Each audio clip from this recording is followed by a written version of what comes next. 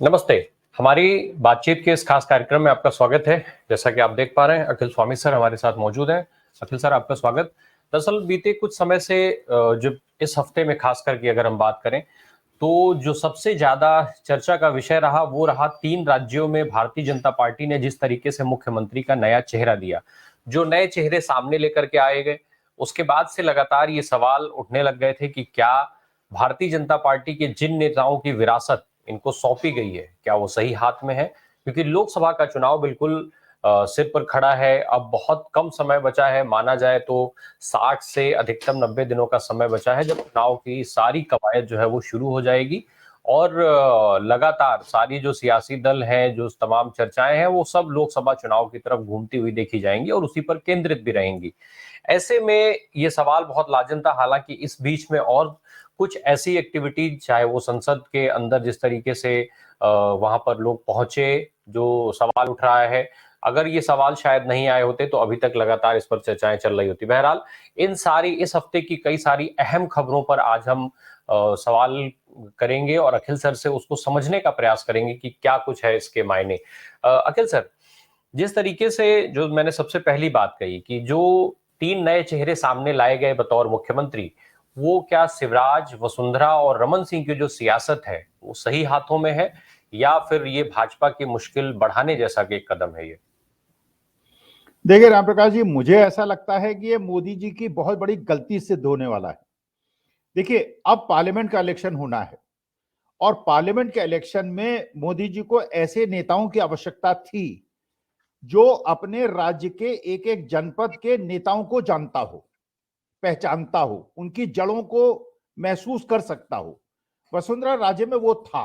अगर यही काम मोदी जी ने 6 महीने के बाद किया होता, मान लीजिए वसुंधरा राजे को मुख्यमंत्री बना देते, शिवराज सिंह चौहान को बना देते और जब पार्लियामेंट का इलेक्शन हो जाता, इनका उपयोग हो जाता और उपयोग होने के बाद इनको हटा दिया जाता और भजनलाल शर्मा को या मोहन यादव को मुख्यमंत्री बना दिया होता, तो बात दूसरी होती। क्योंकि तब शायद वसुंधरा राजे भी पूरा प्रयास करती, शिवराज सिंह चौहान भी पूरा प्रयास करते कि अपने अगले चीफ मिनिस्टर की अवधि को बढ़ाने के लिए उनके लिए आवश्यक है कि मोदी जी को जिताएं। अब मुश्किल क्या है कि ये लोग तो हट गए, मैसेज चला गया। अच्छा, ये वो नेता हैं, जैसे वसुंधरा राजे हैं, वो राजस्थान की अगर जातीय स्थिति को आप देखें, बहुत बड़े वर्ग को रिप्रेजेंट करती हैं, राजपूत वर्ग को, जो कि बीजेपी का परंपरागत सपोर्टर है।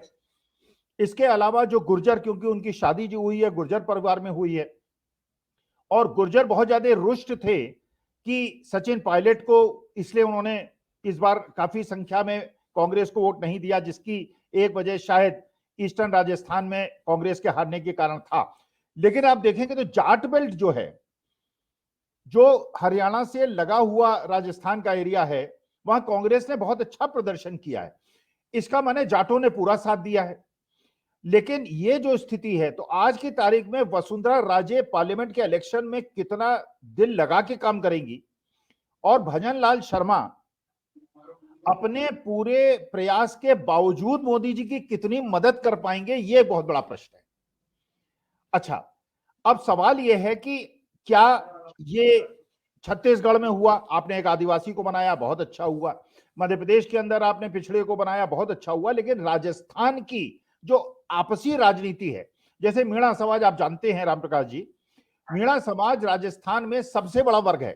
मतलब अगर अलग अलग लिया जाए, गुर्जरों को, मीणाओं को, राजपूतों को, जाटों को, ब्राह्मणों को, तो मीणा समाज का एक इच्छा थी कि किरोरी लाल मीणा को मुख्यमंत्री बना दिया जाए। उनकी आखिरी पारी है और इसके बाद शायद स्थिति में ना हो कि वो इलेक्शन लड़े।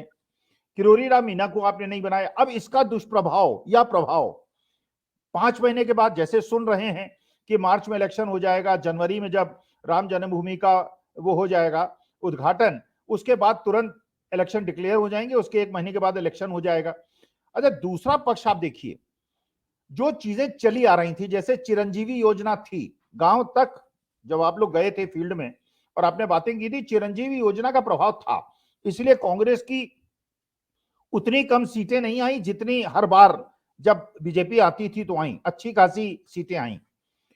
जैसे छत्तीसगढ़ के अंदर गोबर खरीदने का था, वहां पे धान 2500 में खरीदने का था, जबकि मध्य प्रदेश में अंदर 1700-1800 में किसान बेच रहे थे। अब आपको 3100 में धान खरीदना पड़ेगा। अगर 3100 में आप धान खरीदेंगे तो मध्य प्रदेश में क्यों नहीं खरीदेंगे, बाकी प्रदेशों में क्यों नहीं खरीदेंगे? अगर राजस्थान के अंदर आप चिरंजीवी योजना को बंद करते हैं तो ये जो मैसेजिंग है ये इतना अल्प समय है। देखिए, यही समस्या जो अटल जी के साथ हुई थी। अटल जी ने जो नारा दिया था वो दिया था इंडिया शाइनिंग। अगर आप इन चीजों को विड्रॉ करेंगे तो मुश्किल है, अगर आप इनको विड्रॉ नहीं करेंगे तो जो नए वादे आप करेंगे उनको आप कैसे पूरा करेंगे? अगर इन वादों को पूरा करेंगे, 450 रुपए में गैस सिलेंडर दिलाएंगे, तो बाकी प्रदेशों में क्यों नहीं दिलाएंगे? बाकी प्रदेशों में, अच्छा, एक पक्ष ये हुआ। दूसरा, आप देखिए, इंडिया गठबंधन की 19 तारीख को मीटिंग हो रही है।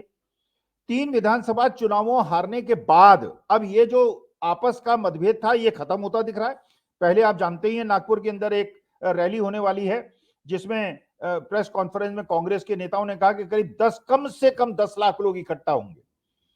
और इंडिया गठबंधन पूरे हिंदुस्तान में इस प्रकार की जॉइंट रैलीज ऑर्गेनाइज कर रहा है, क्योंकि उनको यह महसूस हो गया है, जैसे आपने बचपन में कहानी सुनी होगी ना, कि एक लकड़ी को तोड़ देते हैं आप, 2 लकड़ी को तोड़ देते हैं, जब गट्ठर बन जाता है तो जिस तरह से माता पिता ने बच्चे को शिक्षा दी थी कि अगर एकत्रित हो जाओगे, अगर संगठित हो जाओगे, और इस बार भी आप देखिए, अगर एकता होती, अगर सपा, बीएसपी और कांग्रेस और बाकी जो आदिवासी पार्टियां हैं उनके साथ समझौता हुआ होता, और जैसे तेलंगाना में हुआ, तो वहां तो वन साइडेड इलेक्शन हो जाता। और तेलंगाना में जिस प्रकार वहां के मुख्यमंत्री जाके बीआरएस प्रमुख से हॉस्पिटल जाके मिले और जिस प्रकार से वो अपने को कंडक्ट कर रहे हैं, तो भजन लाल शर्मा पूरा प्रयास करेंगे, इसमें कोई डाउट नहीं है कि मोदी जी की मदद करने का प्रयास करेंगे। देखिए, हम लोग मार्केटिंग लैंग्वेज में, राम प्रकाश जी, ये देखते हैं एक सेल्स ऑफिसर की कीमत किस बात की होती है। एक जो प्रशिक्षित सेल्स ऑफिसर होता है उसे पता होता है किस दुकान की कितनी क्रेडिबिलिटी है। जिसकी ज्यादा क्रेडिबिलिटी है उसको वो चेक से पेमेंट ले लेता है, उधार में दे देता है, जिसकी नहीं है उससे कैश लेता है या ड्राफ्ट लेता है। अब ये नए मुख्यमंत्री महोदय को, क्योंकि पहली बार ये विधायक बने हैं, इन्हें आइडिया नहीं है कुछ। अच्छा, बाकी लोग जो हैं, अब मीणा समाज, किरोरी लाल मीणा ने अगर अपने समाज से कहा होगा कि मैं मुख्यमंत्री बनने वाला हूं, और मीणा समाज ने वोट दिया, राजवर्धन सिंह राठौर ने कहा होगा राजपूत समाज का बनने वाला है, उन्होंने वोट दिया होगा। दिया कुमारी ने कहा होगा राजपूत समाज, मध्य प्रदेश में तोमर साहब ने कहा होगा, विजय वर्गीय साहब ने कहा होगा, सबने, जो एक मोदी जी की बहुत अच्छी रणनीति थी, जब मेंबर ऑफ पार्लियामेंट को उन्होंने उतार दिया तो क्षेत्रीय नेताओं की, जनता को यह लगने लगा कि मेरा नेता मुख्यमंत्री बन सकता है, उन्होंने भरपूर वोट दिए।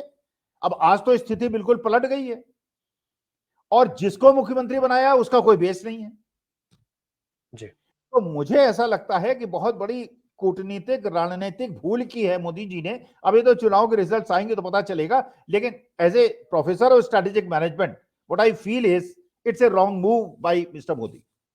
जी। मैं अभी इंडिया गठबंधन की रैली पे आता हूं सर, उसके पहले जरा मैं एक चीज समझना चाहता हूं।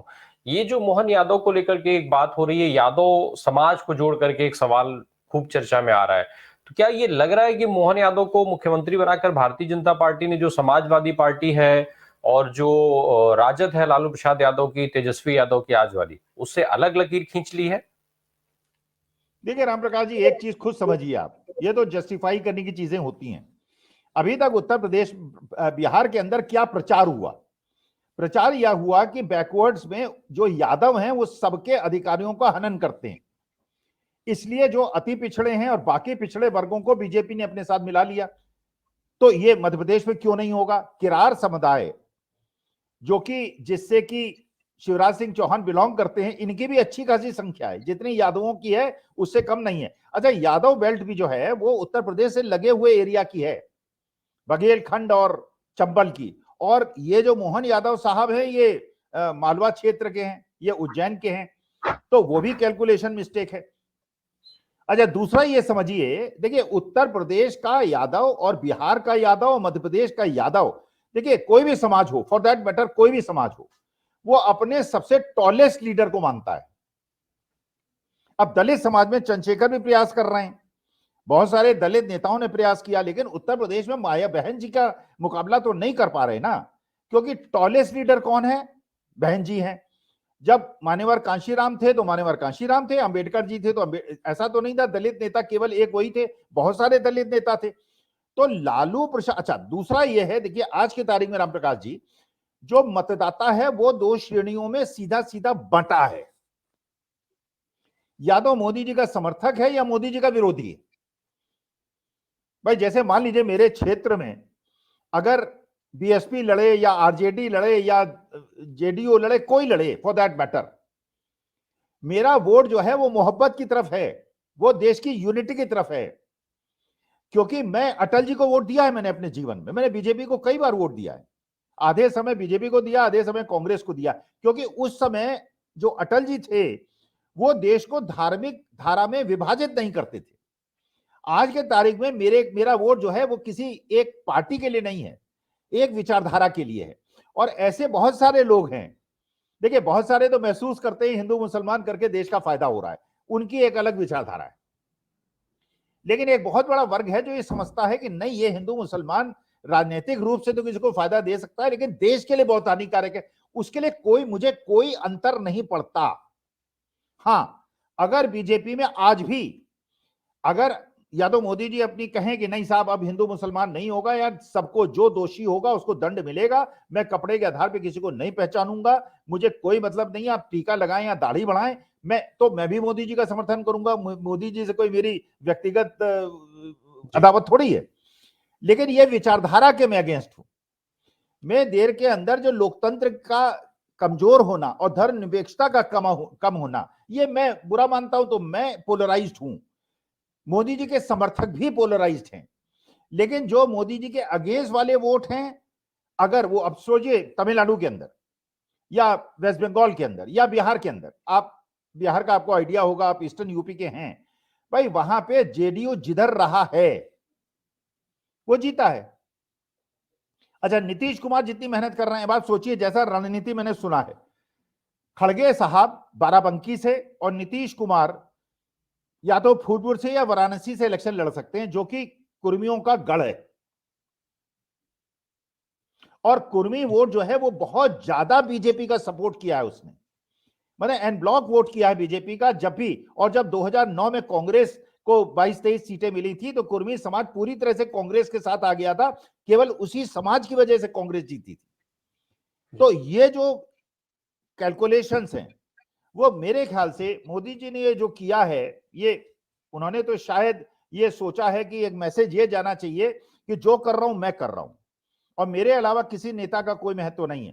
लेकिन अगर ये रमन सिंह या शिवराज सिंह चौहान या वसुंधरा इसलिए मुख्यमंत्री योग्य नहीं है कि ये 3-3, 4-4 बार, 2-2 बार बन चुके हैं, तो मोदी जी तो चीफ मिनिस्टर गुजरात के 3 बार बन चुके हैं और प्रधानमंत्री 2 बार बन चुके हैं, और मोदी जी की जो उम्र है वो वसुंधरा राजे से, शिवराज सिंह चौहान और रमन सिंह से ज्यादा है।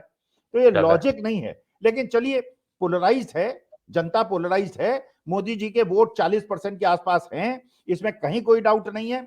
अगर इंडिया अलायंस जैसे कह रहा है कि हम रैलीज करेंगे और स्ट्रेटेजिकली लड़ता है, तो यह भी सही बात है कि जो अपोजिशन इंडिया अलायंस है उसके बाद करीब 52% वोट है। लेकिन अगर आपस में टूट हुई और एक दूसरे की जड़ काटने की कोशिश हुई तो मोदी जी तीसरी बार प्रधानमंत्री बन जाएंगे। जी, सवाल बहुत सारे हैं, मैं जल्दी जल्दी 3-4 सवाल और पूछ लूं आपसे। सर, नीतीश, अभी चूंकि रैली का आपने जिक्र किया, नीतीश कुमार की एक रैली बनारस में होने जा रही थी, उसको कहा यह जा रहा है कि डर के मारे परमिशन नहीं दी गई, क्योंकि उसके कुछ दिन पहले मोदी जी की रैली वहां पर हो रही है और उसका इफेक्ट खत्म ना हो जाए इसलिए उनको परमिशन नहीं मिल रही है। नहीं, देखिए जिस कॉलेज के अंदर होनी थी, अब वो भाई मानी बात है कि वो डरता है ना वहां का प्रबंधक कि कल बुलडोजर ना आ जाए चला दें। भाई आजकल तो बुलडोजर चलता है, कोई नोटिस नहीं दी जाती, कोई तोड़ दिया बाद में देखेंगे क्यों तोड़ा, वो तो कोर्ट डिसाइड करेगा, 10 साल लगेगा उसमें डिसाइड करने में कि सही तोड़ा या गलत तोड़ा। तो ऐसा तो होगा, और ऐसा ही इंदिरा जी के जमाने में भी हुआ था। लेकिन प्रश्न ये है, आपको याद, आप तो खैर पैदा नहीं हुए होंगे उस समय, जॉर्ज फर्नांडिस, हम जब जवान थे, जॉर्ज फर्नांडिस की फोटो हथकड़ी हाथ में लगे हुए बड़े बड़े पोस्टर्स बने थे, और जॉर्ज फर्नांडिस जेल से इलेक्शन भीषण रूप से जीते थे, क्योंकि लोगों के मानस में यह हो रहा था कितना सताया जा रहा है।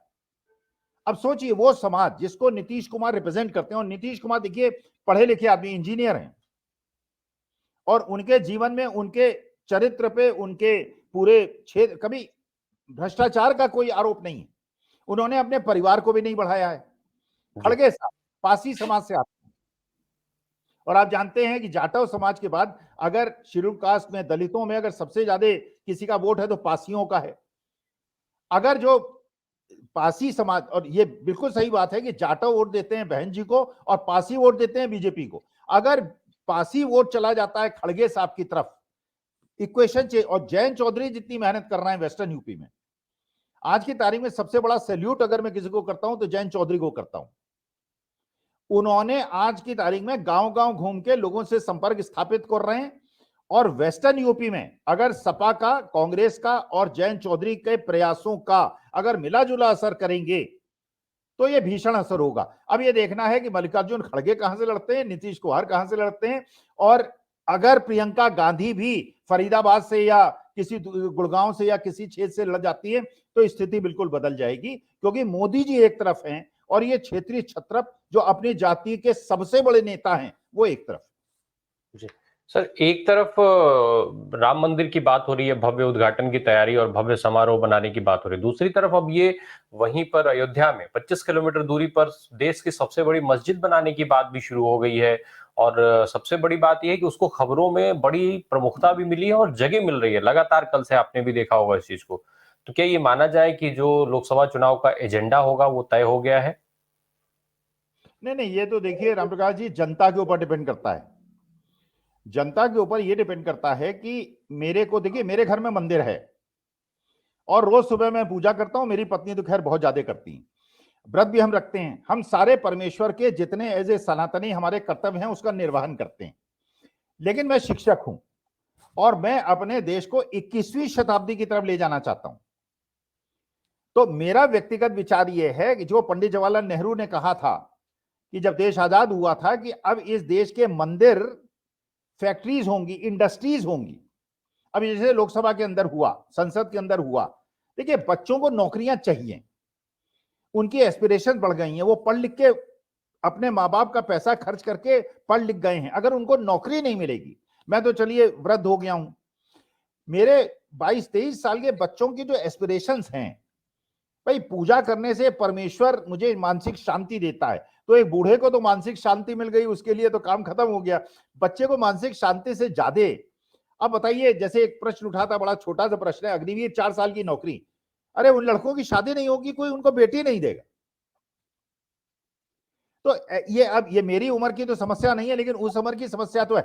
लेकिन अब बच्चों पे डिपेंड करता है, देश के नौजवानों पे डिपेंड करता है, उनको नौकरियां चाहिए, उनको देश धर्मनिरपेक्ष राष्ट्र चाहिए, देश के दीर्घकालीन भविष्य को मानते हैं या शॉर्ट टर्म मानते हैं। अगर राम मंदिर बनेगा, जैसे बन जाएगा, मैं भी दर्शन करने जाऊंगा। अगर मोदी जी मुझे ट्रैवल फ्री कराएंगे तो भी जाऊंगा, नहीं कराएंगे अपने पैसे से जाऊंगा। राम, भगवान श्री राम के प्रति मेरी श्रद्धा किसी भी दूसरे ढोंगी सनातनी से ज्यादा है, क्योंकि मैं असली सनातनी हूं। जी, बस चलते चलते अंतिम एक सवाल बहुत संक्षेप में सर, जो निपटाने वाली सियासत की बात जहां से हमने शुरू किया था इस शो को, उसमें वसुंधरा शिवराज जिस तरीके से किनारे कर दिए गए, क्या अब अगला नंबर नितिन गडकरी और राजनाथ सिंह जैसे नेताओं का है? उनसे भी तो आखिर खतरा देखा जा रहा है। नहीं नहीं, ये तो चलिए, ये तो निपटा ही दिए जाएंगे, इन पे तो मुझे बहुत ज्यादा प्रश्न नहीं है। अगला है आपके उत्तर प्रदेश का नंबर। उत्तर प्रदेश के जो महान यशस्वी हिंदू हृदय सम्राट हैं, अब एक म्यान में 2 तलवारें नहीं रह सकती, एक ही रहेगी। हिंदू हृदय सम्राट तो एक रहेगा। अब ये उत्तर प्रदेश वाले, अच्छा देखिए, लड़ाई सारी की सारी उत्तर प्रदेश में होनी है, बाकी प्रदेशों का तो मामला करीब करीब क्लियर है। उत्तर प्रदेश में अगर 75 सीटें बीजेपी को मिल गई तो मोदी जी प्रधानमंत्री बनेंगे, और अगर 50 से कम मिली तो मोदी जी प्रधानमंत्री नहीं बनेंगे। तो लड़ाई जो है वो उत्तर प्रदेश की है। अब योगी जी को किनारे लगा के उनको बनाया जा सकता है, या उनको मेंबर ऑफ पार्लियामेंट का इलेक्शन लड़ा के ये दिखा के कि ये होम मिनिस्टर अगले बनेंगे, ये इस प्रकार से उत्तर प्रदेश और योगी जी को शांत किया जा सकता है, क्योंकि एक बार मोदी जी जीत गए उसके बाद योगी जी का कोई भविष्य नहीं। जी, अब देखना ये होगा कि इलेक्शन के समय तक क्या रुख रहता है, क्योंकि उससे काफी कुछ चीजें मुझे लगता है जैसे इलेक्शन अनाउंसमेंट के साथ काफी कुछ चीजें तय होने लग जाएंगी और फिर हम लोग उसकी भी लगातार बात करते ही रहेंगे। बहुत बहुत धन्यवाद सर, ये महत्वपूर्ण जानकारियों के लिए और दर्शकों की समझ के लिए ये चीजें बहुत इंपॉर्टेंट हो जाती हैं। Thank you so much sir.